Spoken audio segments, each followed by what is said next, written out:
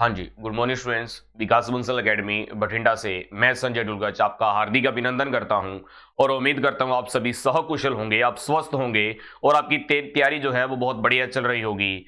ठीक है ना स्टूडेंट्स। तो आज इससे पहले हमने पॉलिटी के जो 15 पार्ट कर लिए, आज जो हम कर रहे हैं हम 16वां भाग कर रहे हैं। ठीक है ना। उम्मीद आपको वो जो 15 के 15 वीडियोस बहुत बढ़िया लगे होंगे, बहुत बेहतरीन लगे होंगे। आज का जो वीडियो है ना एग्जाम पॉइंट ऑफ व्यू से बड़ा ही इंपॉर्टेंट है। ये जो कंटेंट है बड़ा ही इंपॉर्टेंट है। ठीक है, इसे ध्यानपूर्वक कीजिएगा। ठीक है, सारे के सारे जो क्वेश्चन है बड़े बेहतरीन है। ठीक है, अगर आप इस वीडियो को बढ़िया ढंग से कर लोगे तो एग्जाम के अंदर बड़ा ही आप कॉन्फिडेंट फील करोगे। अगर एग्जाम के अंदर आप एक कॉन्फिडेंस महसूस करते हो तो डेफिनेटली आप एग्जाम बहुत बढ़िया तरीके से क्रैक कर पाओगे। ठीक है ना स्टूडेंट्स। तो क्लास की शुरुआत करते हैं। देखिए फर्स्ट स्लाइड के अंदर फर्स्ट स्लाइड के अंदर यह बताया गया है कि जो फंडामेंटल राइट्स का जो प्रोविजन है, ठीक है, भारतीय संविधान के अंदर कहां से बोरो किया गया है, मतलब कहां से ये लिया गया है। ठीक है, तो सबसे पहले आप बात कर लेते हैं फंडामेंटल राइट्स जो है ना, आइए भारतीय संविधान के अंदर आइए कहां से लिया गया है, तो आप ध्यान से देखिएगा इसे। हाँ जी। तो इसका जो जवाब है ना, तो इसका जो राइट आंसर है वो है बी, यूएसए से लिया गया है फंडामेंटल राइट्स। ठीक है ना। फंडामेंटल राइट्स किसे कहा जाता है? फंडामेंटल राइट उसे कहा जाता है जो हमारे लाइफ, जो हमारी जो जीवन है उसे व्यतीत करने के लिए जो हमारे अधिकार हैं। ठीक है ना। फॉर एग्जाम्पल जैसे हम स्टडी कर रहे हैं, ये हमारा क्या है, ये हमारा फंडामेंटल राइट है, ये हमारा हमारा मौलिक अधिकार है। ठीक है ना। हम कोई कोई बिजनेस कर रहे हैं, कोई काम कर रहे हैं, ये हमारा क्या है, एक लाइफ जीने का, जीवन जीने का एक मूलभूत अधिकार है। ठीक है ना। इसे क्या कहा जाता है? फंडामेंटल राइट्स कहा जाता है। ठीक है। आज जैसे आप लोग जो ऑनलाइन प्लेटफॉर्म है हमारा, इस पे आप बढ़िया ढंग से पढ़ पा रहे हो। ठीक है ना। ये क्या है? आपका अधिकार है। हम यहाँ पर पढ़ा रहे हैं, ये हमारा क्या है? अधिकार है। ठीक है ना। हम जो हमारी लाइफ के अंदर जो दैनिक चीजें हैं, ये सारी की सारी हमारा क्या है? ये मौलिक अधिकार है, जिसे हम फंडामेंटल राइट्स कहते हैं। ठीक है। ये जो फंडामेंटल राइट्स हैं, ये हमने कहां से लिया, कौन से देश के संविधान से लिया? तो आप ये बोल सकते हैं कि ये यूएसए से लिया। ठीक है। हाँ जी। तो सबसे पहले यहां पर क्वेश्चन क्या बनता है कि फंडामेंटल राइट्स जो हैं, फंडामेंटल राइट्स जो हैं, सबसे पहले जो डिमांड होती है कि पूरे जो दुनिया के अंदर फंडामेंटल राइट्स को लेके जो डिमांड होती है, ये होती है 1215 के अंदर। ठीक है। ये कब होती है? 1215 के अंदर। ये कौन करता है? ये एक, हाँ जी, ये होती है 1215 के अंदर। और कहां पर होती है? ब्रिटेन में। ठीक है। और ये ब्रिटेन में होती है। और ये कौन करता है? तो ये ब्रिटेन का राजा था उस समय, नाम है किंग जॉन। ठीक है, राजा का नाम है किंग जॉन। ठीक है। ये सबसे पहले फंडामेंटल राइट्स को लेके डिमांड करता है। ठीक है स्टूडेंट्स, फंडामेंटल राइट्स को लेके सबसे पहले ये डिमांड करते हैं। ठीक है। उसके बाद, हाँ जी, उसके बाद 17, हाँ जी, उसके बाद 1787 में, 1787 में क्या होता है कि यूएसए के पार्लियामेंट के अंदर डिस्कशन होता है। इस पर डिस्कशन होता है। इससे पहले जो इन्होंने फंडामेंटल राइट्स को लेके डिमांड की थी ब्रिटेन के अंदर, ब्रिटेन पार्लियामेंट के अंदर। ठीक है। हाँ जी। हाँ जी, लेकिन जब ये ब्रिटेन के अंदर फंडामेंटल राइट्स को लेके जब डिमांड की, उस समय नाम इसका फंडामेंटल राइट नहीं था। उस समय जो नाम दिया गया इन्होंने, वो नाम दिया गया मैग्ना कार्टा। ठीक है। वो नाम दिया गया स्टूडेंट्स मैग्ना कार्टा। तो इसे सबसे पहले जो नाम दिया गया मैग्ना कार्टा, मैग्ना कार्टा का मतलब होता है एक ग्रेट चार्टर, एक महान दस्तावेज। ठीक है ना, महान दस्तावेज कहा गया। ठीक है। हाँ जी, जब ये यूएसए के अंदर 1787 में डिस्कशन होता है यूएसए पार्लियामेंट के अंदर। ठीक है स्टूडेंट्स, क्या होता है, इस पर डिस्कशन होता है, लेकिन फाइनल अप्रूवल कब मिलता है फंडामेंटल राइट को लेके?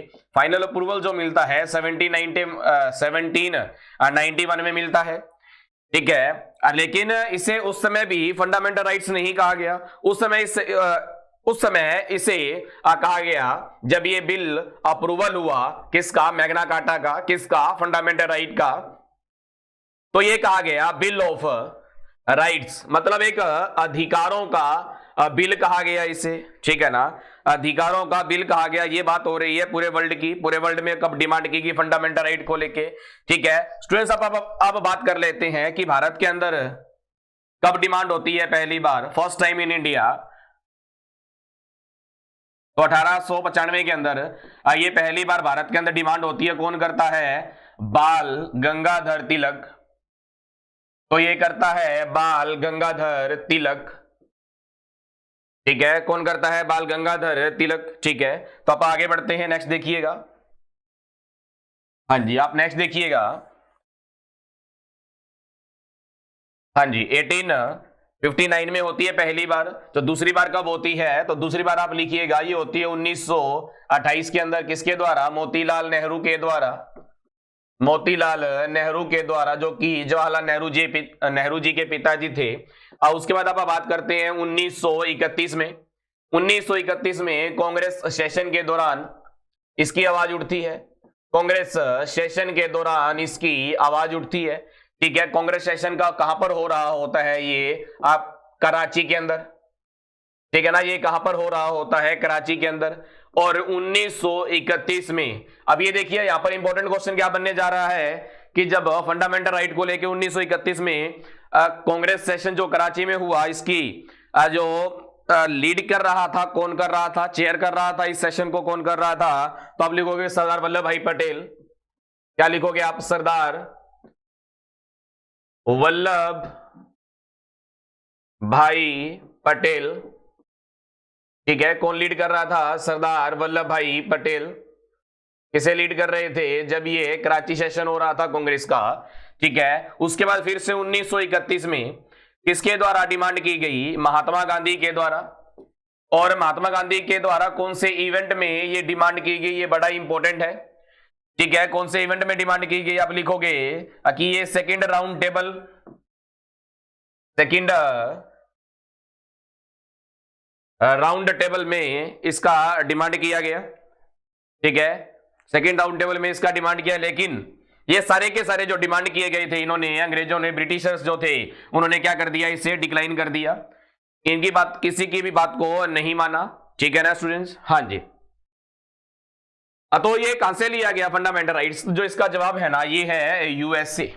ठीक है ना, क्या जवाब है इसका? यूएसए है। ठीक है स्टूडेंट्स? हाँ जी, ये देखिए आप कितने क्वेश्चन बनते हैं यहां से फंडामेंटल राइट को लेके।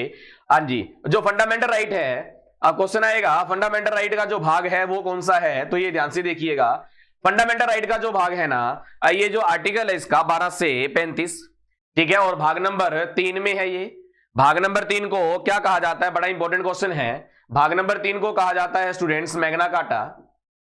ठीक है, क्यों क्या कहा जाता है? मैग्ना कार्टा कहा जाता है, क्योंकि सबसे पहले जो इसका नाम रखा गया वो कौन सा रखा गया फंडामेंटल राइट्स का? ये किस नाम से प्रसिद्ध हुआ? तो ये मैग्ना कार्टा के नेम से प्रसिद्ध हुआ स्टूडेंट्स। ठीक है, हाँ जी। और पार्ट नंबर 3 में जो आर्टिकल है ना, वो कौन कौन से हैं? 12 से 35 है स्टूडेंट्स, 12 से 35 है ये। ठीक है, क्वेश्चन आएगा मैग्ना कार्टा किसे कहा जाता है? तो आप क्या बोलोगे? मैग्ना कार्टा भाग नंबर 3 को कहा जाता है। कौन से भाग नंबर को कहा जाता है? भाग नंबर 3 को कहा जाता है। ठीक है स्टूडेंट्स, इससे पहले हमने किया, हाँ जी ये सारा का सारा बढ़िया कर पाए। इसके बाद आप देखिएगा, ये भाग नंबर 3 कर लिया। ठीक है, थोड़ा सा डिस्कशन कर लेते हैं जो भाग नंबर 1, 2 और 3। ठीक है, हाँ जी, आप पार्ट नंबर फर्स्ट देखिएगा। आप देखोगे पार्ट नंबर फर्स्ट। ठीक है स्टूडेंट, फर्स्ट में क्या है? हाँ जी, पार्ट नंबर फर्स्ट ये बताया गया है कि इंडिया इज ए, हाँ जी, India is union of state. क्या बताया गया है पार्ट नंबर फर्स्ट में? India is union of states. ठीक है, और आर्टिकल कितना है? 1 से 4 आर्टिकल है स्टूडेंट्स, 1 से 4 आर्टिकल है। उसके बाद आप बात देखोगे पार्ट नंबर सेकंड। ठीक है, और ये है 5 से 11 आर्टिकल है इसके अंदर। ठीक है स्टूडेंट्स, इसके बाद आप देखोगे पार्ट नंबर जो सेकंड में बताया गया, ये किसमें क्या बताया है? सिटीजनशिप। ठीक है ना, सिटीजनशिप जो हमने यूके से लिया है, जो हमने यूके से लिया है। और पार्ट नंबर 3 जो हम कर रहे हैं 12 से 35। ठीक है स्टूडेंट्स, इसके बाद पार्ट नंबर आप देखोगे 4, पार्ट नंबर 4। पार्ट नंबर 4 के अंदर जो आर्टिकल है ना, वो लिख देखोगे आप 36 से 51। इसके अंदर हम क्या कर रहे हैं? डीपीएसपी है इसके अंदर, डीपीएसपी डायरेक्टिव।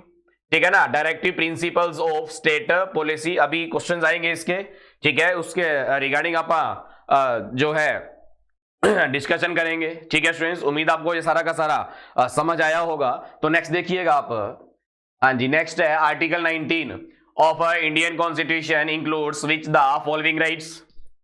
ठीक है, आर्टिकल नंबर 19, ठीक है, ये किसमें बताता है? हमारे फंडामेंटल राइट्स में। और फंडामेंटल राइट्स में हमें ये किस चीज की स्वतंत्रता देता है, किस चीज की आजादी देता है, फ्रीडम देता है। ठीक है, तो आर्टिकल नंबर 19 में जो है ना, वो है right freedom of speech and expression. ठीक है, हमें अधिकार देता है, स्वतंत्र है हम इस चीज को लेके कि हम किसी के सामने हमारी बात को एक्सप्रेस कर सकते हैं। ठीक है ना, अभिव्यक्त कर सकते हैं, किसी के सामने हमारी बात स्पीच के द्वारा, एक भाषण के द्वारा रख सकते हैं किसी के सामने। तो वो आर्टिकल नंबर 19 में बताया गया है। ठीक है, हाँ जी, नेक्स्ट क्वेश्चन देखिएगा आप। हाँ जी, next question, how many articles come under right to equality. ठीक है, राइट टू इक्वेलिटी किसके अंडर आ रही है? फंडामेंटल राइट्स के अंडर आता है। ठीक है ना, राइट टू इक्वेलिटी मतलब सभी को एक समान अधिकार है। सभी का जो भारत के अंदर जो भी नागरिक है, जो इनके सारे के सारे अधिकार क्या है? इक्वल है। ठीक है ना, सभी के सभी इक्वल है। ठीक है, हाँ जी, जो राइट टू इक्वेलिटी है, जो आर्टिकल है, कौन कौन से राइट टू इक्वेलिटी को लेके? राइट टू इक्वेलिटी को लेके जो आर्टिकल है ना स्टूडेंट्स, 14 से 18। तो यहां से आप काउंट कर लीजिए, 14, 15, 16, 17 और 18। तो टोटल कितने हो चुके हैं? और 5 हो चुके हैं। ठीक है ना, तो जवाब क्या आएगा? जवाब आएगा ये 3 नंबर। ठीक है ना, टोटल आर्टिकल्स कितने हैं? 5 आर्टिकल्स हैं राइट टू इक्वेलिटी को लेकर। ठीक है स्टूडेंट्स, नेक्स्ट देखिएगा आप, नेक्स्ट स्लाइड देखिएगा। नेक्स्ट स्लाइड में जो हमारा क्वेश्चन है ना, वो देखिए, in which of following articles of constitution the right to equality are maintained. Right to equality जो है वो मेंटेन्ड कौन से आर्टिकल में बताया गया है? ठीक है, राइट टू इक्वेलिटी। ठीक है, आर्टिकल नंबर 19। ठीक है, उसके बाद राइट टू इक्वेलिटी 14 से 18 अभी हमने क्वेश्चन किया। ठीक है, जो आर्टिकल जो है 14 से लेके 18 तक, तो आंसर आएगा ये 3 नंबर। ये 3 नंबर आंसर आएगा। थोड़ी सी मिस्टेक है यहाँ पर क्लैरिकल। ठीक है, वो ध्यान से देखिएगा आप। ठीक है, आर्टिकल नंबर, ये जहां पर मैं व्हाइट मार्क से ये कर रहा हूं, ये हमारा आंसर है आर्टिकल नंबर 14 से 18। ठीक है स्टूडेंट्स, उम्मीद आपको ये किसी भी तरह की कंफ्यूजन क्रिएट नहीं कर रहा होगा, आपको बेहतरीन ढंग से ये समझ आया होगा। ठीक है ना, हाँ जी, नेक्स्ट स्लाइड में देखिएगा आप, article number 21 A of the Indian constitution provides right to, कौन कौन से अधिकार दिलाता है? ठीक है, कौन सा अधिकार दिलाता है हमें ये? ठीक है, तो आप देखिएगा, ये जो हमें अधिकार दिलाता है आर्टिकल नंबर 21 ए, तो आप बढ़िया तरीके से देखिएगा, ये हमें एजुकेशन का अधिकार क्या करवा रहा है? प्रोवाइड करवा रहा है। ठीक है, इसके अंदर क्या बताया गया? इसके अंदर ये बताया गया जो गरीब लोग हैं, गरीब बच्चे हैं, जिनकी एज 6 से 14 वर्ष एज है, उनके लिए जो स्टडी है ना, जो एजुकेशन है वो फ्री एंड कंपल्सरी। ठीक है ना स्टूडेंट्स, फ्री एंड कंपल्सरी कर दी गई। किसके अंदर? आर्टिकल 21 ए के अंदर कर दी गई, फ्री एंड कंपल्सरी। एज कितनी है? जो चिल्ड्रन है, जो बच्चे हैं 6 से 14 वर्ष। ठीक है स्टूडेंट्स, हाँ जी, तो नेक्स्ट क्वेश्चन देखिएगा आप। नेक्स्ट जो क्वेश्चन है ना, in the Indian constitution as per fundamental rights abolition untouchability.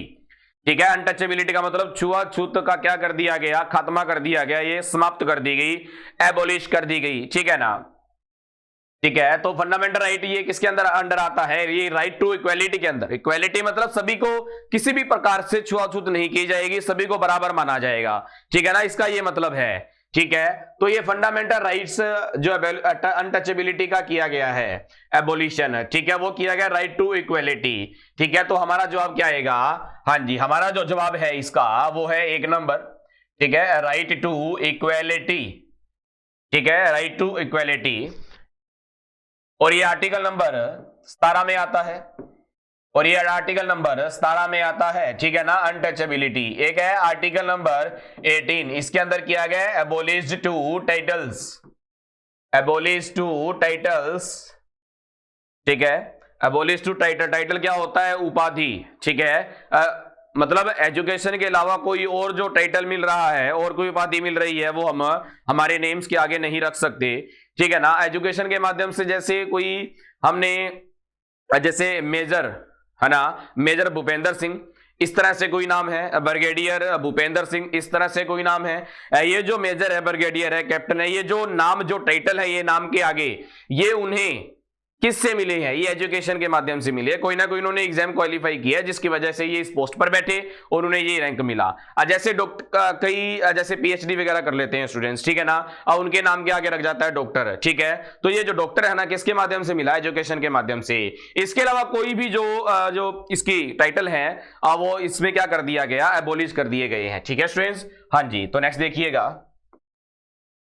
Next, which of the following articles of Indian Constitution deals with laws inconsistent with fundamental rights?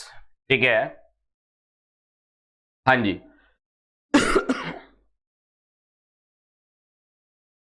हाँ जी, इसका जो which of the following article Indian constitution deal with law, ठीक है, हाँ जी।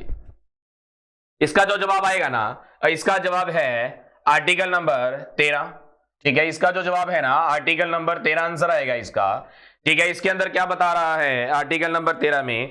अगर कोई नया fundamental right नया ऑलरेडी जो फंडामेंटल राइट है उनके साथ जोड़ने जा रहे हैं, अगर ऑलरेडी जो फंडामेंटल राइट है उनके साथ जोड़ने जा रहे हैं और जो नया फंडामेंटल राइट है इनके साथ अगर मैच नहीं कर रहा, ठीक है स्टूडेंट, समझिए, अगर इनके साथ वो चीज मैच नहीं कर रहा तो वो उसके क्या माना जाएगा? वो जीरो माना जाएगा, सामान्य जीरो माना जाएगा, मतलब मैच नहीं कर रहा, शून्य माना जाएगा, ठीक है ना। अगर मैच कर रहा है तो उस फंडामेंटल राइट के अंदर शामिल कर लिया जाएगा, अगर मैच नहीं कर रहा तो शून्य मानकर उसे डिक्लाइन कर दिया जाएगा, मतलब उससे शामिल नहीं किया जाएगा फंडामेंटल राइट। ये बताना चाह रहा है आर्टिकल नंबर 13, ठीक है फ्रेंड्स। उम्मीद आपको ये सारा का सारा समझ आया होगा। हाँ जी, तो नेक्स्ट देखिएगा। Which article of the Indian Constitution abolish the practice untouchability? ठीक है, abolish practice untouchability, तो सेम क्वेश्चन आया, ठीक है। चलो लगाइए इसका आंसर, अनटचेबिलिटी आंसर आएगा इसका आर्टिकल नंबर 17। हाँ जी, नेक्स्ट देखिए question. From where was the principle of single citizenship in India taken? मतलब इंडिया के अंदर जो सिटीजनशिप है ये कहां से लिया गया? सिटीजनशिप जो नागरिकता है ये कहां से लिया गया? तो नागरिकता ली गई हमें ब्रिटेन से, यूके से, ठीक है। तो इसका आंसर यहां पर ना तो ब्रिटेन है, इंग्लैंड दिया हुआ है यहां पर, ठीक है ना। तो हमारा जो जवाब रहेगा क्या रहेगा? इंग्लैंड। नागरिकता, ठीक है ना, नागरिकता, सिंगल सिटीजनशिप, ठीक है ना। इंडिया के अंदर जो है ना ये दोहरी नागरिकता नहीं है, इंडिया के अंदर सिंगल सिटीजनशिप है।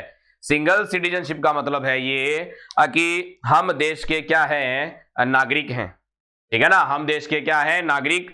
हमने एक बार यहां की नागरिकता ले ली तो हम कहीं भी, किसी भी राज्य के, किसी भी शहर के, किसी भी गांव के अंदर रह सकते हैं। उनकी अलग से हमें नागरिकता लेने की या निवासी होने की कोई जरूरत नहीं होगी, जिसे कहा जाता है सिंगल सिटीजन, जो हमें कहां से ली है? इंग्लैंड से ली है, ब्रिटेन से ली है, ठीक है। हाँ जी, सिटीजनशिप को लेके जो आर्टिकल है ना वो है 5 से 11, अनुच्छेद जो है 5 से 11 है स्टूडेंट्स, ठीक है। हाँ जी, आइए नेक्स्ट देखिएगा। जो नेक्स्ट क्वेश्चन है ना वो देखिए, in which part of the constitution of India find provision relating citizenship? अभी जैसे बात की हमने इससे पहले हाँ जी, इससे पहले हमने बात की थी पार्ट 1, ठीक है। पार्ट 1 के क्या अंदर क्या है? India is union of state, ठीक है। पार्ट अब सेकंड देखिएगा, इसके अंदर क्या है? इसके अंदर बताया सिटीजनशिप, क्या है? सिटीजनशिप। तो ये क्या पूछ रहा है? कौन से भाग में है? यही पूछ रहा है ना। हाँ जी, तो आंसर क्या आएगा इसका? हाँ जी, आंसर आएगा इसका पार्ट 2, ये आएगा बी, ठीक है। पार्ट 2 इसका आंसर आएगा। हाँ जी, भाग नंबर 2। आर्टिकल क्या है सिटीजनशिप का? अभी बताया मैंने 5 से 11 है स्टूडेंट्स। और ये सिटीजनशिप कहां से लिया है? अभी क्वेश्चन आया था इंग्लैंड से, हम लिख सकते हैं ब्रिटेन से, ठीक है। अभी 10th क्वेश्चन कंप्लीटली हो चुके हैं। हाँ जी, the category of overseas citizen India was entered the citizen act, ठीक है, citizen act through an amendment. पहली बार जो अमेंडमेंट होता है, 4 नंबर लगाइए इसका अंदर, 1986 सिटीजनशिप को लेके पहली बार जो अमेंडमेंट हुआ ये कब हुआ? 1986 में हुआ, ठीक है, सिटीजनशिप, ठीक है। हाँ जी, एक हमने सिटीजनशिप का अलग से टॉपिक भी किया हुआ है, ठीक है ना।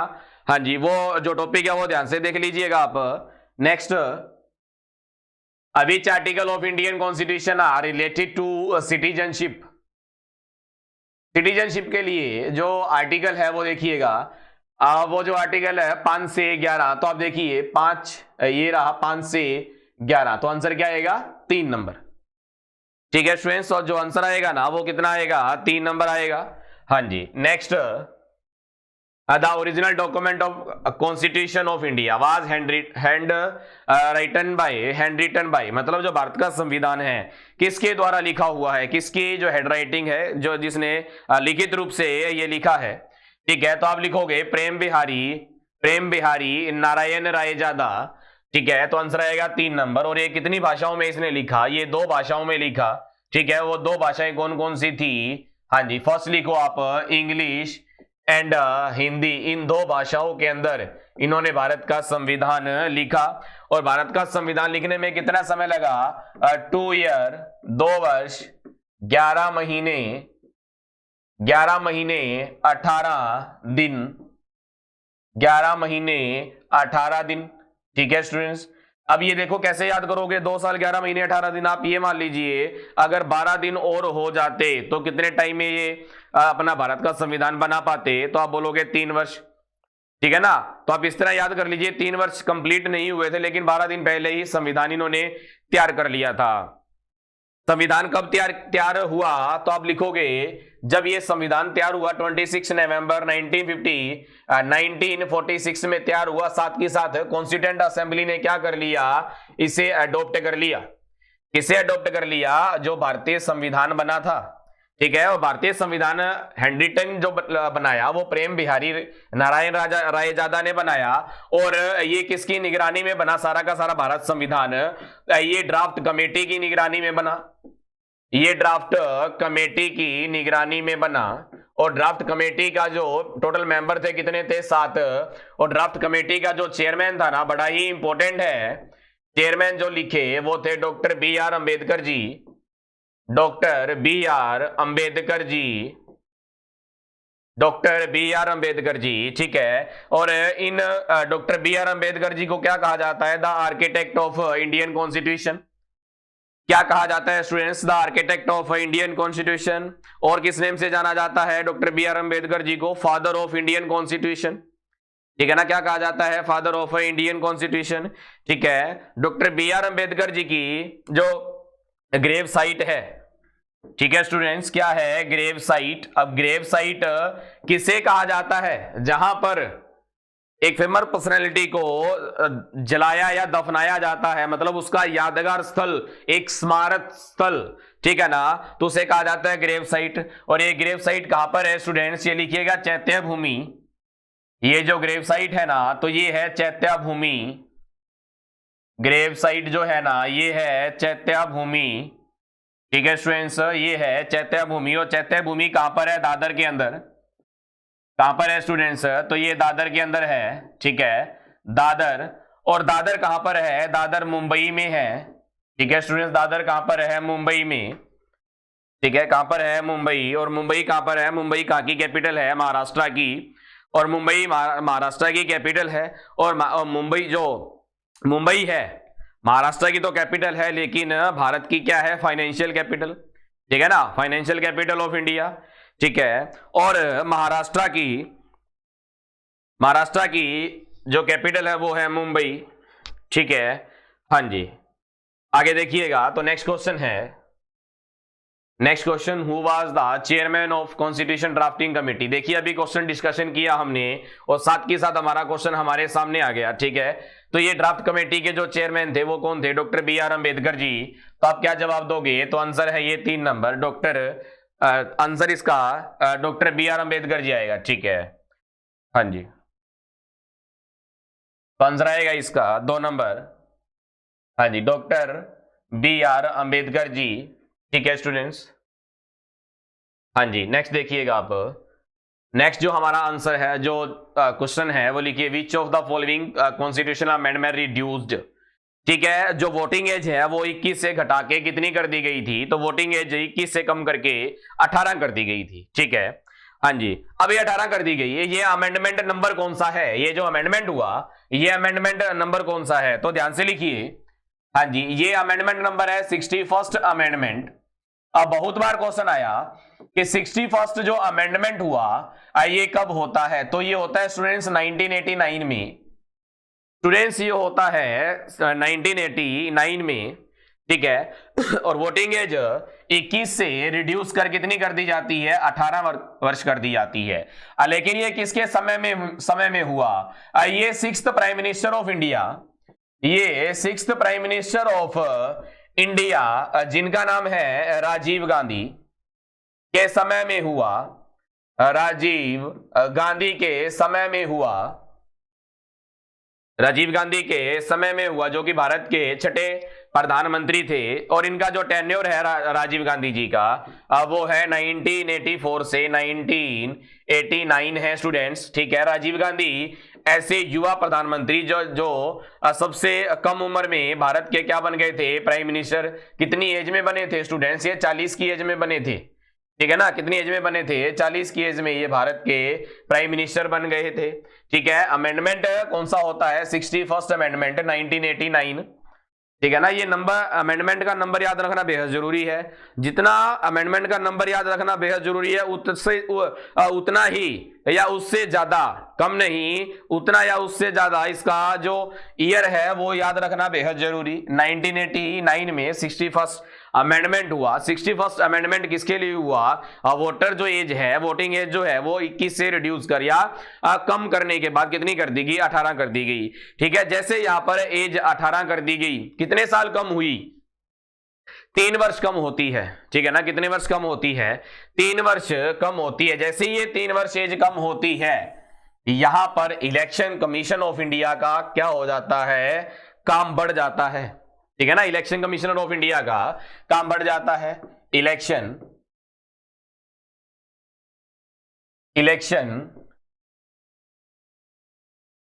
कमीशन ऑफ इंडिया का काम बढ़ जाता है। अब बात कर लेते हैं इलेक्शन कमीशन ऑफ इंडिया की भी साथ में।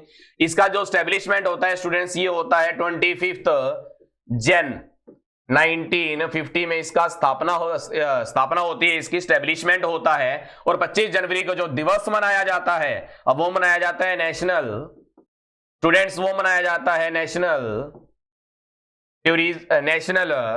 वोटर्स डे, ठीक है। कौन सा मनाया जाता है, नेशनल वोटर्स डे, ठीक है। कौन सा डे मनाया जाता है, नेशनल वोटर्स डे मनाया जाता है। कब मनाया जाता है, 25 जन को मनाया जाता है, ठीक है। लेकिन जब ये इसका स्टैब्लिशमेंट होता है इलेक्शन कमीशन ऑफ इंडिया का, उस समय इसका जो ये जो बॉडी है, इलेक्शन कमीशन ऑफ इंडिया की जो बॉडी है ना, कितने मेंबर होती है, एक मेंबर बॉडी होती है, एक मेंबर बॉडी होती है। अब आगे, अब जैसे ये अमेंडमेंट जो होती है 21 से 18 कब होती है, ये ध्यान दीजिएगा।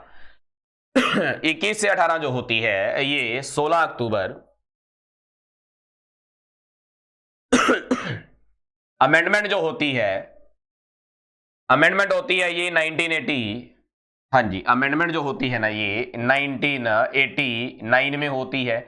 लेकिन 16 अक्टूबर 1989 में ये जो एक मेंबर बॉडी है ये किसमें तब्दील हो जाती है, 3 मेंबर बॉडी में तब्दील हो जाती है। मतलब एक तो ये है, 2 और आ जाते हैं, 2 मेंबर और आ जाते हैं, जिसे कहा जाता है इलेक्शन कमिश्नर। क्या कहा जाता है, इलेक्शन कमिश्नर कहा जाता है। अब ये 2 इलेक्शन कमिश्नर जो आते हैं, किसकी वजह से आते हैं कि ये वोटिंग एज 21 से 18 कर दी गई, जिसकी वजह से जो इलेक्शन कमीशन है, चुनाव आयोग है, इसका काम बढ़ जाता है। तो उस काम को कम करने के लिए या चीफ इलेक्शन कमिश्नर का हाथ बटाने के लिए, ठीक है, तो ये 2 इलेक्शन कमिश्नर बनाए जाते हैं। अब ये मेंबर कितने हो चुकी हैं, ये जो बॉडी हो चुकी है कितने मेंबर की हो चुकी है, तो ये 3 मेंबर बॉडी हो चुकी है। कब हो चुकी है स्टूडेंट्स, 16 अक्टूबर 1989। अब ये जब 1950 में एस्टेब्लिशमेंट होता है उस समय 1 मेंबर बॉडी, ठीक है। अब ये 21 से 18 कर दी गई 89 में, तो ये मेंबर कितनी बॉडी हो चुकी है, 3 मेंबर बॉडी हो चुकी है, ठीक है। अब 1990 में वापिस ये जो बॉडी है election commission of India 1 member body हो जाती है। कितने मेंबर बॉडी हो जाती है, 1 मेंबर। पहले 1 थी, फिर 3 होती है, अब फिर 1990 में एक होती है, अब फिर अक्टूबर 1993 में 3 मेंबर बॉडी हो जाएगी। 1993 में कितने मेंबर की बॉडी हो जाएगी? 3 मेंबर बॉडी हो जाएगी। कौन सी? Election commission of India, election commission of India. और आज तक ये कितने मेंबर बॉडी है? 3 मेंबर बॉडी है। और वर्तमान के अंदर जो इलेक्शन कमीशन ऑफ इंडिया है वो लिखिएगा आप राजीव कुमार, स्टूडेंट्स वो है राजीव कुमार। अब सभी को पता होता है, कॉम्पिटिटिव एग्जाम के जो स्टूडेंट्स है सभी को पता होगा इलेक्शन कमीशन ऑफ इंडिया का जो वर्तमान में चीफ इलेक्शन कमिश्नर है और वो कौन है? राजीव कुमार। लेकिन बहुत कम स्टूडेंट्स को ये पता होगा कि ये कितनवे है, ठीक है ना, नंबर कितना है इनका। तो आप लिखिए 25th है, ये 25वीं है, ये राजीव कुमार 25वीं है, ठीक है। जो 2 और इलेक्शन कमिश्नर हैं 2, वो उनका नाम क्या है? एक है अरुण गोयल, एक है स्टूडेंट्स अरुण गोयल, ठीक है, एक है अरुण गोयल।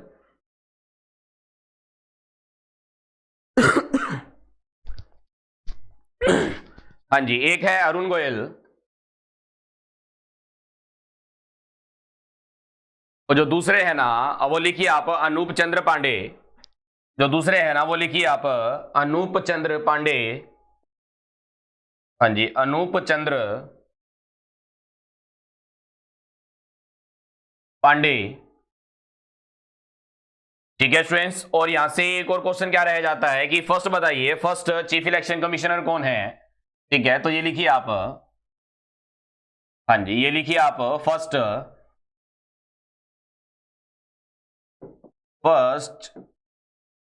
चीफ इलेक्शन जो कमिश्नर है ना, चीफ इलेक्शन कमिश्नर जो है, ठीक है, वो थे सुकुमार सेन। वो थे सुकुमार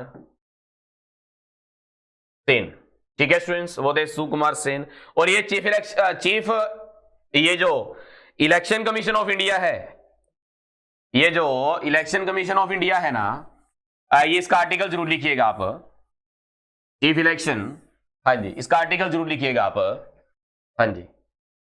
इलेक्शन कमीशन ऑफ इंडिया का जो आर्टिकल है वो है आर्टिकल नंबर 324। और इसका स्टूडेंट जो हेडक्वार्टर है ना, ये है नई दिल्ली के अंदर।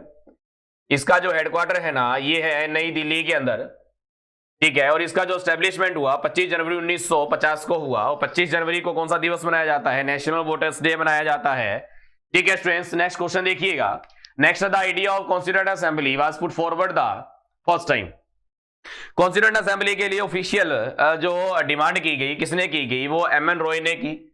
किसने की? एम.एन. रॉय ने की। और कब की? 1934 में की, ठीक है। पहली बार कौन करता है? 1895 में बाल गंगाधर तिलक, ठीक है। उसके बाद करते हैं 1922 में महात्मा गांधी। 1925 में कौन करते हैं? मोतीलाल नेहरू। 1934 में करते हैं एम.एन. रॉय। उसके बाद 1938 में कौन करते हैं? पंडित जवाहरलाल नेहरू, ठीक है स्टूडेंट्स। हाँ जी, तो नेक्स्ट देखिएगा, the composition of the constituent assembly was. Constituent assembly के टोटल जो मेंबर थे ना वो कितने थे? 389, ठीक है। कितने थे? 389 में से जो 15 थी रिजर्वेशन सीट, वो किसकी थी? 15 फीमेल्स की थी, ठीक है। और ये जो कॉन्स्टिट्यूएंट असेंबली है, एक 29 अगस्त आजाद भारत के 14 दिन बाद 29 अगस्त 1947 में एक मीटिंग होती है, किसकी? कॉन्स्टिट्यूएंट असेंबली की। उस मीटिंग में माउंटबेटन जो है 2 प्लान लेके जाते हैं। 2 में से एक तो था माउंटबेटन प्लान, जो दूसरा होता है ना, जो सेकंड जो प्लान होता है उसे कहा जाता है डिकी बर्ड प्लान। उसे कहा जाता है डिकी बर्ड, उसे कहा जाता है डिकी बर्ड प्लान। इस डिकी बर्ड प्लान में कॉन्स्टिट्यूएंट असेंबली को कितने भागों में बांट दिया? 2 भागों में। एक कहां चला गया? एक इंडिया के अंदर, जो दूसरा पाकिस्तान। पाकिस्तान के पास कितनी सीट्स गई? 90। और इंडिया के पास कितनी सीट्स आ गई? ठीक है, हाँ जी, ये कितनी सीट इंडिया के पास 299 चली गई और पाकिस्तान के पास 90 सीट रह गई, ठीक है स्टूडेंट्स। उम्मीद आपको ये समझ लगा होगा।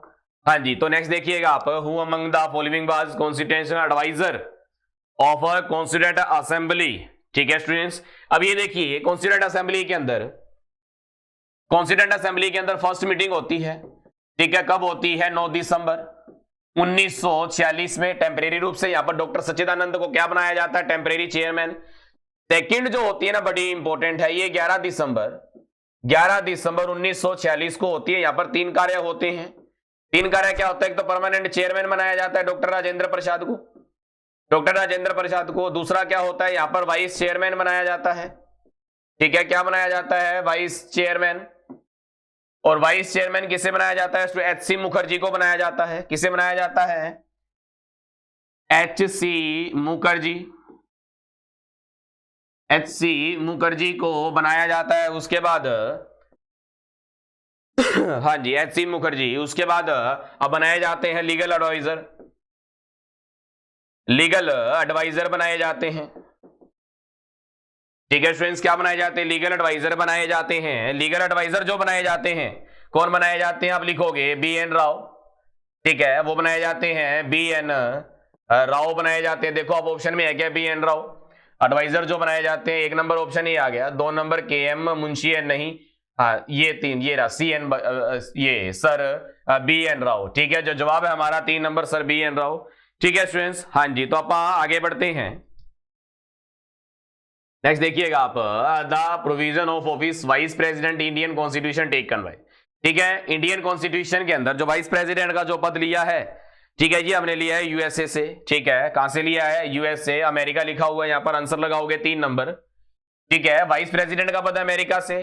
और वाइस प्रेसिडेंट किसे चेयर करता है या कहां का हेड होता है? तो वाइस चेयरमैन राज्यसभा का क्या होता है? हेड मतलब इसे चेयर करता है, ठीक है। और ये जो चेयर करता है, इस पोजीशन को क्या कहा जाता है?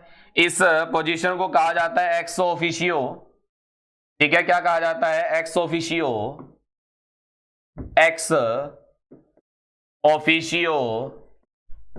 चेयरमैन कहा जाता है, ठीक है, एक्स ऑफिशियो चेयरमैन। और ये एक्स ऑफिशियो चेयरमैन कौन होता है? ये होता है वाइस प्रेसिडेंट ऑफ इंडिया, ठीक है, वाइस प्रेसिडेंट ऑफ इंडिया,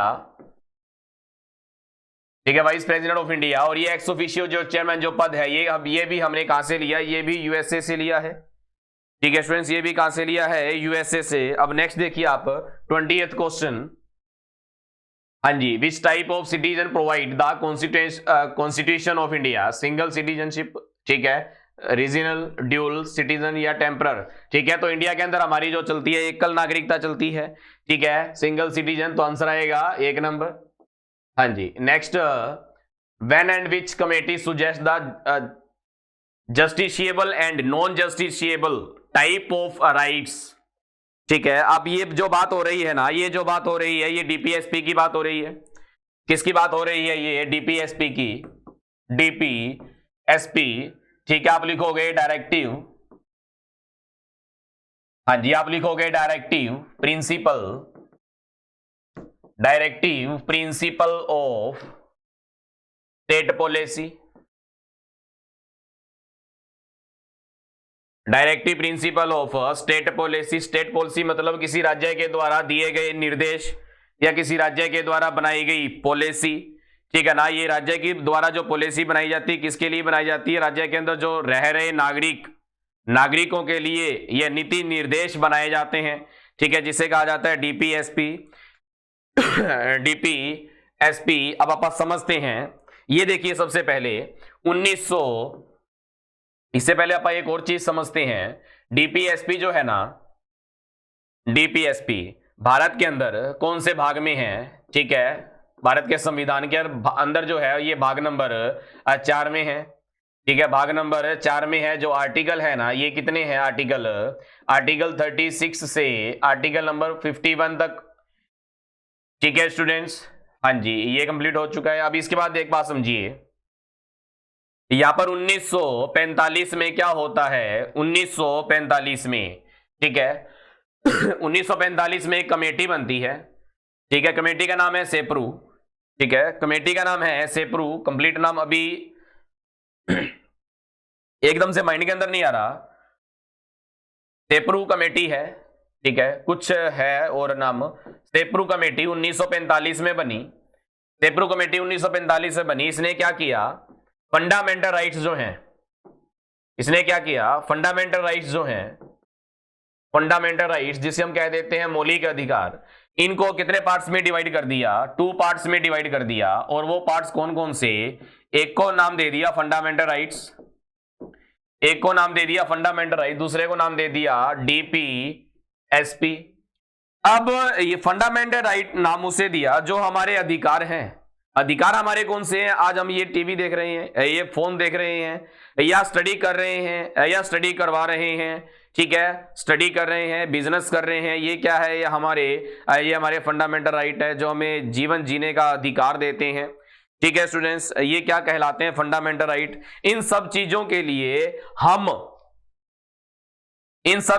लिए हम किसी भी इंडिया के अंदर, चाहे वो लोअर लेवल की है चाहे वो हाईएस्ट लेवल की है, जुडिशरी के अंदर जा सकते हैं। फंडामेंटल राइट को लेकर हम जुडिशरी के अंदर जा सकते हैं, लेकिन डीपीएसपी है ना जो, इसको लेकर हम किसी भी जुडिशरी के अंदर नहीं जा सकते, चाहे वो लोअर जुडिशरी है, जुडिशरी मतलब न्यायालय, ठीक है ना, जहां पर न्यायालय है, जहां पर कानून व्यवस्था होती है। ठीक है, डीपीएसपी के अंदर क्या चीज डाली, एक बात समझिएगा, ठीक है, जैसे आज कुछ स्कूल है, ठीक है, उस स्कूल के अंदर सरकार ने, स्टेट गवर्नमेंट ने क्या शुरू किया हुआ, मिड डे मील शुरू किया हुआ। मिड डे मील का मतलब ये है कि 1 टाइम फूड प्रोवाइड करवाया जाता है बच्चों को, ठीक है, वो गरीब लोगों को, उन गरीब बच्चों को 1 टाइम जो फूड है वो प्रोवाइड करवाया जाता है। वो किसके अंदर डाला हुआ है, अब वो डाला हुआ डीपीएसपी के अंदर। ठीक है, अगर वो मान लीजिए 2 दिन नहीं देते, ठीक है, 2 दिन नहीं देते, या किसी वजह से डिले हो जाता है, या कुछ और प्रॉब्लम आ जाती है, ठीक है, क्या आप उसके लिए कोई कोर्ट का दरवाजा खटखटाओगे? नहीं। क्यों नहीं? क्योंकि ये डीपीएसपी के अंदर आता है। ठीक है ना। दूसरी बात, अब मान लीजिए कोई गरीब है, और गरीब लोग अपने जो इलाज करवाने में, ट्रीटमेंट करवाने में सक्षम है, तो इतने में क्या होता है, जो गवर्नमेंट है, स्टेट गवर्नमेंट है, उन्हें क्या प्रोवाइड करवा रही है, एक कार्ड प्रोवाइड करवा रही है। ठीक है ना, एक कार्ड प्रोवाइड करवा रही है। उस कार्ड का जो नाम है आयुष्मान कार्ड है। एक बात समझिएगा, अगर मान लो किसी का आयुष्मान कार्ड नहीं बना, ठीक है, या सरकार बना के नहीं दे रही किसी वजह से, क्या आप वो कार्ड ना बनाने की वजह से किसी जुडिशरी के अंदर जाओगे? नहीं जा सकते। क्यों नहीं जा सकते? क्योंकि ये डीपीएसपी के अंडर आती है। ठीक है ना स्टूडेंट्स, इस तरह की बहुत सी चीजें हैं, ठीक है, बहुत सी योजनाएं हैं। इन योजनाओं, ये जो योजनाएं हैं डीपीएसपी के अंदर आती है, इन योजनाओं को लेकर आप किसी भी जुडिशरी के अंदर नहीं जा सकते। ठीक है, तो ये क्या है, हाँ जी, ये क्या है, नॉन, ठीक है, नॉन जस्टिएबल है। डीपीएसपी क्या है, नॉन जस्टिएबल। ठीक है स्टूडेंट्स, क्या है, नॉन जस्टिशिएबल है, ये नॉन जस्टिशिएबल है ये। ठीक है स्टूडेंट्स, और वो क्या है, जस्टिशिएबल है, फंडामेंटल राइट। हम हमारे अधिकारों के लिए किसी भी जुडिशरी के अंदर जा सकते हैं, लेकिन डीपीएसपी के अंदर नहीं जा सकते। ठीक है स्टूडेंट्स, हाँ जी। तो नेक्स्ट क्वेश्चन देखिएगा आप। हाँ जी, इसका आंसर टैली करवा दिया था क्या? तो इसका आंसर है सेप्रू कमेटी। हाँ जी, नेक्स्ट देखिए, which of the following articles consist of equal pay for equal work for man and women. ठीक है, ये किसके अंदर आता है? ये भी डीपीएसपी के अंदर आता है। अब इसका मतलब क्या बताया, आर्टिकल नंबर 39 में बताया है कि जो मैन है चाहे फीमेल है, इनको इक्वल क्या किया जाएगा, पे किया जाएगा, मतलब दोनों को इक्वल माना जाएगा। तो आर्टिकल कौन सा है? Article number 39। ठीक है, तो हमारा जवाब है वो 4 नंबर है। ठीक है स्टूडेंट्स, मान लो किसी भी तरह की ये जो काम कर रहे हैं उसके लिए पे इक्वल करना, या कोई भी फैसिलिटी दी जा रही है, तो फैसिलिटी का मतलब जो भी इनको फैसिलिटी प्रोवाइड करवाई जा रही है, एक इक्वल प्रोवाइड करवाई जाएगी। ये नहीं है कि जो फीमेल है उससे ज्यादा फैसिलिटी दे दी जाएगी या कम फैसिलिटी दे दी जाएगी, मेंस है उससे कम या ज्यादा फैसिलिटी दे दी जाएगी, ऐसा कुछ नहीं है। बराबर रेशियो के अंदर फैसिलिटी प्रोवाइड करवाई जाएगी, या बराबर रेशियो के अंदर इन्हें जो काम के लिए जो पैसा है वो दिया जाएगा। ठीक है स्टूडेंट्स, हाँ जी। तो नेक्स्ट देखिएगा, नेक्स्ट है from which country has Indian constitution borrowed DPSP. ठीक है स्टूडेंट, जो डीपीएसपी है ये कहां से लिया गया है? ठीक है, तो आप बताओगे ये आयरलैंड से लिया गया है। कहां से लिया गया है स्टूडेंट्स? ये आयरलैंड से लिया गया है। ठीक है, हाँ जी। तो नेक्स्ट देखिएगा आप, next, which part of the Indian constitution deals with direct principle of state policy. अब ये कौन से भाग के अंदर है? पार्ट फर्स्ट के अंदर क्या है, India is A union of states. Second में क्या है, सिटीजनशिप। थर्ड में क्या है, फंडामेंटल राइट। फोर्थ में क्या है, डीपीएसपी। ठीक है ना, हाँ जी। तो आंसर क्या लगाओगे इसका, 4 नंबर आंसर लगाओगे। जो आंसर है इसका भाग नंबर 4 में है। ठीक है स्टूडेंट्स, हाँ जी। तो नेक्स्ट देखिएगा, नेक्स्ट जो हमारा क्वेश्चन है वो है the panchayati raj institution established as per constitutional direction of, ठीक है हाँ जी, कॉन्स्टिट्यूशन। हाँ जी, क्वेश्चन हमारा जो है ना यहां पर ये खत्म होता है। ठीक है, पंचायती राज सिस्टम। हाँ जी, पंचायती राज सिस्टम। सबसे पहले अपन बात करते हैं ये, इसका जो जवाब है ना वो है 3 नंबर, सी है इसका जवाब। ठीक है, directive principle of state policy. आइए अपन बात करते हैं इसकी। पंचायती राज सिस्टम जो है ना किसके अंदर डाला गया, आर्टिकल नंबर 40 में डाला गया। आर्टिकल नंबर 40 में डालने का मतलब ये किसके अंदर चला गया, डीपीएसपी के अंडर। अगर ये डीपीएसपी के अंडर चला जाता है तो इसके लिए कोई भी जुडिशरी के अंदर इसकी आवाज नहीं उठा सकता। ठीक है ना, जिसकी वजह से लगातार पंचायती राज सिस्टम क्या होता नजर आया, असफल होता नजर आया। ठीक है ना, असफल होता नजर आया। लेकिन इन्होंने क्या किया, एक अमेंडमेंट किया, 73rd, हाँ जी 73rd अमेंडमेंट किया। और ये अमेंडमेंट कब होता है स्टूडेंट्स, ये अमेंडमेंट होता है 1992 में। और इसे लागू कब किया जाता है, लागू किया जाता है 1993 में। आइए आप जानते हैं 1993 में कब लागू हुआ। अब ये देखिए 20 अप्रैल, ठीक है। देखो लागू क्यों हो रहा है, आर्टिकल 40 में डीपीएसपी, आर्टिकल 40 में इसके अंडर था, डीपीएसपी के अंडर था क्या, पंचायती राज सिस्टम। लेकिन अब इसे संवैधानिक दर्जा दिया जा रहा है। लेकिन जो संवैधानिक दर्जा दिया गया अब वो इस अमेंडमेंट में दिया गया। वो अमेंडमेंट कब लागू होते हैं, 1993 में। अब 20 अप्रैल 1993 में भारत के जो राष्ट्रपति ने अनुमति दे दी। अब ये लागू कब होता है, ये लागू होता है 24 अप्रैल 1993 में लागू होता है। और इसी वजह से 24 अप्रैल को दिवस मनाया जाता है, नेशनल पंचायती दिवस। ठीक है, कौन सा दिवस मनाया जाता है, नेशनल पंचायती दिवस, नेशनल पंचायती दिवस। अब यहां पर ये क्या हो जाता है, ये संवैधानिक दर्जा मिल जाता है। ठीक है स्टूडेंट्स, संवैधानिक दर्जा मिल जाता है। इसके लिए इन्होंने जो, अब ये आर्टिकल नंबर 40 में था, लेकिन जब ये संवैधानिक दर्जा मिल जाता है तो इसका आर्टिकल नंबर चेंज हो जाता है। और आर्टिकल नंबर इसमें 243 से 243 ओ तक क्या बताया हुआ है, पंचायती राज सिस्टम को पूरी तरह से डिफाइन किया हुआ है। ठीक है ना, किसे डिफाइन किया हुआ है, पंचायती राज सिस्टम को डिफाइन किया हुआ है। ठीक है, पंचायती राज सिस्टम को लेकर जो इंडिया के अंदर कमेटी आई, 4 कमेटी आई। कौन कौन सी कमेटी आई वो देखते हैं। ठीक है, फर्स्ट जो कमेटी आती है, हाँ जी, वो है बलवंत राय मेहता कमेटी। बलवंत राय मेहता कमेटी। ठीक है, और ये इसकी जो रिकमेंडेशन थी, ये क्या कह रही थी कि ये जो पंचायती राज सिस्टम है कितने टायर होनी चाहिए, 3 टायर। टायर का मतलब क्या बताया जा रहा है, लेवल। ठीक है, लेवल 3 लेवल। और जो सेकंड आती है वो है अशोक मेहता, सेकंड आती है अशोक मेहता कमेटी, अशोक मेहता कमेटी। जो थर्ड आती है ना वो है जीवी कमेटी, वो है जीवी कमेटी।